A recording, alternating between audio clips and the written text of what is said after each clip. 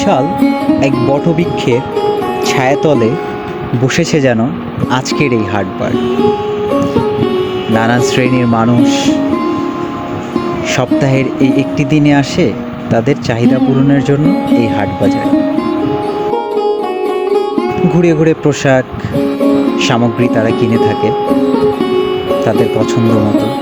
রয়েছে মিষ্টির দোকান,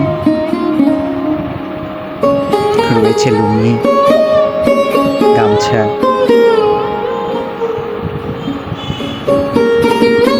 রয়েছে টেইলারিং ব্যবস্থাও। চালের দোকান থেকে শুরু করে নিত্য প্রয়োজনীয় সব জিনিসই যেন এ বাজারে একদম ঠাসা ঠাসা। প্রতিটা মানুষ তার প্রয়োজন অনুযায়ী বাজার করছে এবং নিয়ে যাচ্ছে তার গন্তব্যের দিকে। এই হাটের সবথেকে আশ্চর্যজনক যে দোকানটা আমার দেখে ভালো লেগেছে সেটা হচ্ছে এই দোকানটা।